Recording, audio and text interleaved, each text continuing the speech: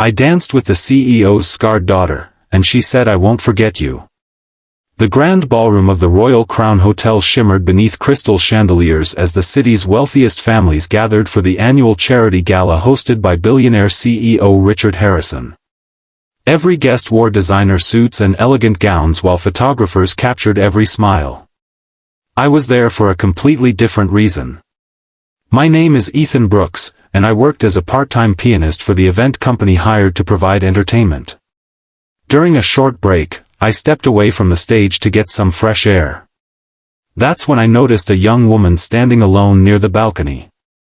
She wore a beautiful silver dress, but unlike everyone else, she kept her face turned away from the crowd. A long strand of hair covered the left side of her face. People walked past her without saying a word. Some stared. Others whispered. I overheard one guest quietly say, "That's the CEO's daughter." Poor thing. Curious, I looked again. As the wind gently moved her hair aside, I saw a large scar running from her temple to her cheek. It wasn't frightening. It simply told the story of a painful past. While everyone else avoided looking at her, she quietly watched couples dancing across the floor. She looked lonely. Moments later the orchestra began playing a slow waltz. The dance floor filled with elegant couples.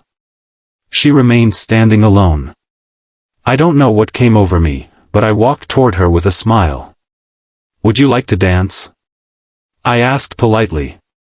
She looked surprised. "Are you talking to me?" she whispered. "Of course." She lowered her eyes.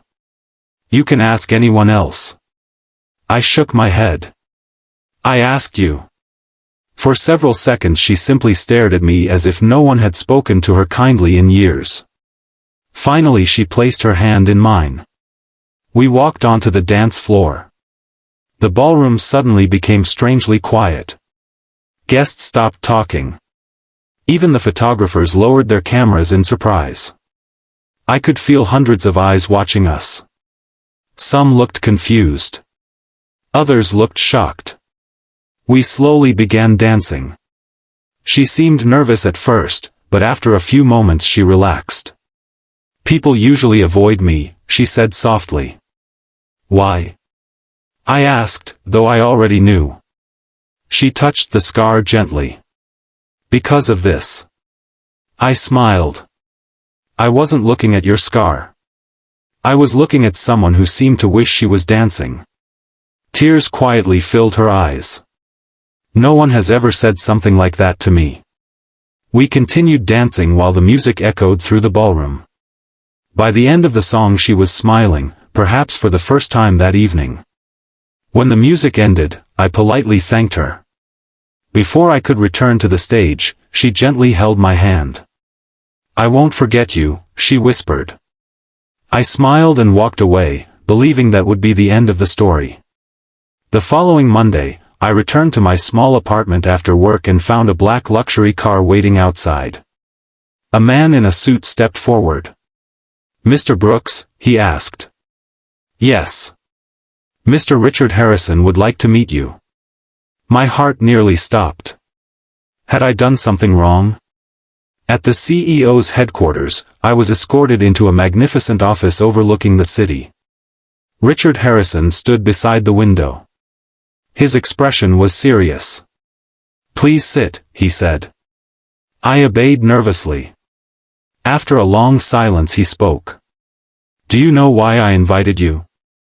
I shook my head. He handed me a photograph taken during the gala. It showed me dancing with his daughter, Emily.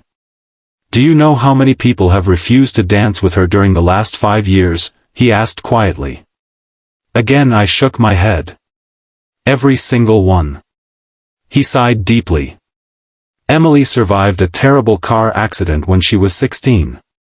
My wife died protecting her. Emily blamed herself.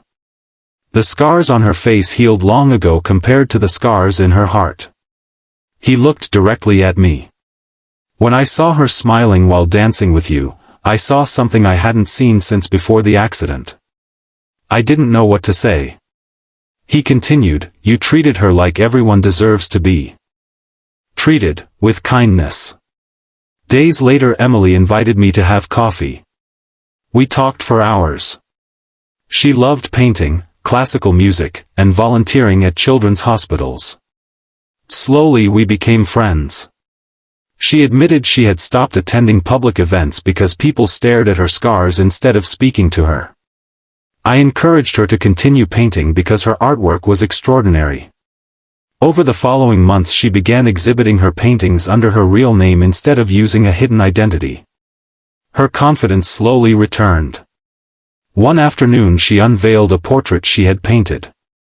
It showed two people dancing beneath golden lights. She handed it to me. At the bottom she had written one sentence, the first person who saw me instead of my scars. I was speechless. Months later Richard Harrison organized another charity gala. This time Emily entered the ballroom confidently with her head held high. She no longer hid behind her hair. The same guests who had once whispered now applauded as she walked inside. When the orchestra began another waltz, she smiled at me from across the room. "May I have this dance?" she asked. I laughed. I thought I was supposed to ask. "Not this time," she replied. As we danced, nobody looked at the scar anymore. They looked at the confident woman smiling brighter than anyone else in the room. At the end of the evening Richard Harrison quietly thanked me. I smiled and answered honestly, "I didn't change your daughter.